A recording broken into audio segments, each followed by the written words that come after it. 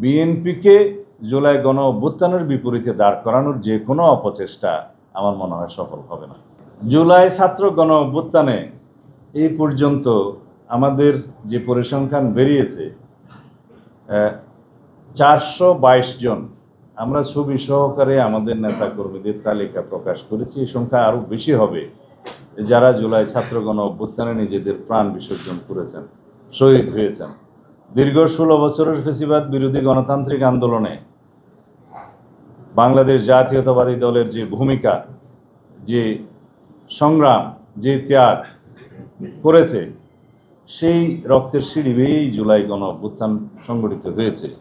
এখানে শুধু বিএনপি নয়, বাংলাদেশের ফ্যাসিবাদ বিরোধী গণতান্ত্রিক রাজনৈতিক দলগুলোর অবিরাম সংগ্রাম, আত্মত্যাগ, রক্তদানের মধ্য দিয়েই কন্টিনিউয়াসলি সেই রক্তের সোপানগুলো তৈরি হয়েছে। শাপলা চত্বরের যে নৃশংস হত্যাকাণ্ড, সেটা পৃথিবীর ইতিহাসে বিরল। সেটা আমাদেরকে মনে রাখতে হবে যে কোনো একটি রাজনৈতিক দল নয়, সকল রাজনৈতিক দল যারা ফ্যাসিবাদ বিরোধী গণতান্ত্রিক সংগ্রামে অবদান রেখেছে, অবিরাম সংগ্রাম করেছে, তাদের সকলের অবদানের প্রেক্ষিতেই সংগঠিত হয়েছে ছাত্র গণ অভ্যুত্থান। মাত্র 36 দিনের মধ্যে যদি আমরা মনে করি যে একটা ফ্যাসিবাদী শক্তি বা ফ্যাসিস্ট শাসকদের পতন হয়েছে, সেটা সঠিক নয়। এটা হচ্ছে পরিণতি, যে 16 বছরের ধারাবাহিক আন্দোলন সংগ্রামের ফসল। তো সুতরাং বিএনপিকে জুলাই গণ অভ্যুত্থানের বিপরীতে দাঁড় করানোর যে কোনো অপচেষ্টা আমার মনে হয় সফল হবে না।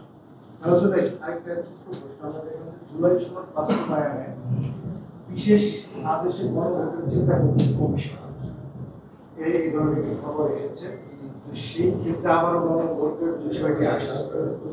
এটা নিয়ে তো আলাদাভাবে কথা বলতে হবে। আবার সনদে চলে আসলা। সনদ নিয়ে তো জুলাই জাতীয় সনদ স্বাক্ষরিত হয়েছে। এই ঘটনা আমাদের জাতীয় জীবনে ঐতিহাসিক ঘটনা, স্মরণীয় হয়ে থাকবে বাংলাদেশের ইতিহাসে। যতদিন বাংলাদেশ থাকবে, বাংলাদেশের ইতিহাস থাকবে। এই জুলাই জাতীয় সনদ বাস্তবায়ন সংক্রান্ত যে কোনো প্রক্রিয়া, যেগুলো আমরা একমত হয়েছি, বা কেউ কেউ গণভোটের তারিখ নিয়ে হয়তো বিভিন্ন রকমের প্রস্তাব আছে, এগুলো প্রক্রিয়া, কিন্তু বাস্তবায়ন হবে। পরবর্তী জাতীয় সংসদ সেই প্রস্তাবগুলো গ্রহণ করতে যাতে বাধ্য থাকে, সেজন্য গণভোটের প্রস্তাব আমরা করেছি। কেউ কেউ বলছে যে গণভোটে রাজি হয়েছে, নয়, সেটা আমারই প্রস্তাব ছিল, আমাদের পক্ষ থেকে প্রস্তাব ছিল যে সার্বভৌম জনগণের সম্মতি নেওয়া প্রয়োজন, যেহেতু এখানে সংবিধানের কিছু মৌলিক কাঠামো পরিবর্তন সংক্রান্ত প্রস্তাব আছে। সেই বিষয়ে জাতীয় সংসদে সংবিধান সংশোধিত হওয়ার পরেও আবারও গণভোটে যেতে হবে জনগণের সম্মতির জন্য, আর্টিকেল 142 অনুসারে। আর তার আগে সম্মতি নেওয়ার বিষয়টি এই জন্যই আসছে যে সকলেই চায় যেন একটা আইনি বাধ্যবাধকতা বা আইনি ভিত্তি রচনা করা হয় জুলাই জাতীয় সনদের জন্য।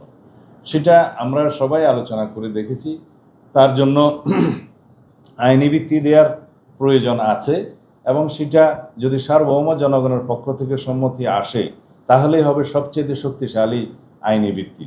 এবং সেটা বাস্তবায়ন করতে পরবর্তী জাতীয় সংসদ এবং সংসদের সকল সংসদ সদস্য বাধ্য থাকবে জনসম্মতির কারণে, সেখান থেকে পিছিয়ে যেতে পারবে না। ব্যাপারটা এমন নয় যে শুধু সনদ অন্তর্ভুক্ত বিষয়গুলোই গ্রহণ করা হবে, সনদের বাইরেও জনগণের চাহিদা মোতাবেক, রাজনৈতিক অঙ্গীকার মোতাবেক আরও অনেক সংশোধনী গ্রহণ করতে পারবে। এখন কথা থাকলো সেটা কিভাবে বাস্তবায়ন হবে। গণভোট অনুষ্ঠিত হবে, এবং সেই গণভোটের জন্য তার আগে একটি সরকার প্রজ্ঞাপনের মাধ্যমে সনদটাকে প্রকাশ করবে, গেজেটের মাধ্যমে প্রকাশ করবে, সেখানে এই কথাগুলো ব্যক্ত থাকবে। এবং সেই প্রজ্ঞাপনকে যদি আমরা আদেশ হিসেবে বলতে চাই, এখানে আবার তো সংবিধান বলতে হয়, তাহলে এটা আর্টিকেল 152 অনুসারে যে সমস্ত সংজ্ঞাগুলো দেয়া আছে, সেই সংজ্ঞার মধ্যে আইনের যে ভিত্তি রচনা করার জন্য যে সংজ্ঞাগুলো আছে, যেমন সংবিধান উপরে, তারপরে হচ্ছে আইন, তারপরে বলা হয়েছে অধ্যাদেশ, অধ্যাদেশ পড়া হচ্ছে আদেশ 4 নম্বর, এরপরে বিধি বিধান এবং প্রজ্ঞাপন, এগুলো সবই হচ্ছে সিরিয়াল ক্রমিক অনুসারে আইন।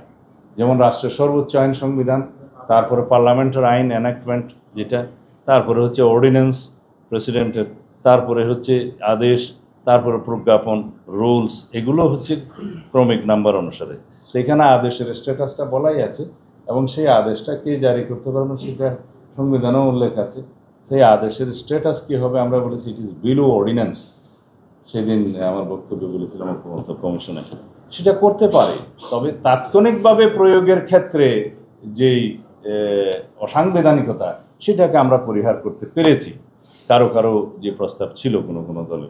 কারণ তাৎক্ষণিকভাবে সংবিধানকে অ্যামেন্ডেড হয়েছে বলে কার্যকর করা যায় না, সেই কোনো আদেশ এটা সংবিধান সম্মত নয়, জুডিশিয়ারি সেটা মানবে না। সেখান থেকে যারা প্রস্তাব করেছিল তারা নিজেরাই সরে এসছে বুঝে শুনে, তা আমরা তাদেরকে ধন্যবাদ জানিয়েছি। তা এখন দেখা যাক সরকারের কাছে জাতীয় ঐক্যমত্য কমিশন কীভাবে সুপারিশটা দেয় সেই বিষয়ে মাননীয় প্রধান উপদেষ্টা আরও আলাপ আলোচনার কথা বলেছেন। আমরা সবসময় আলাপ আলোচনাতে বিশ্বাস করি এবং নিয়মতান্ত্রিক পদ্ধতিতে রাষ্ট্র পরিচালিত হোক সেটাতে আমরা বিশ্বাস করি এবং আশা করি সেভাবে আমরা যাব। ধন্যবাদ।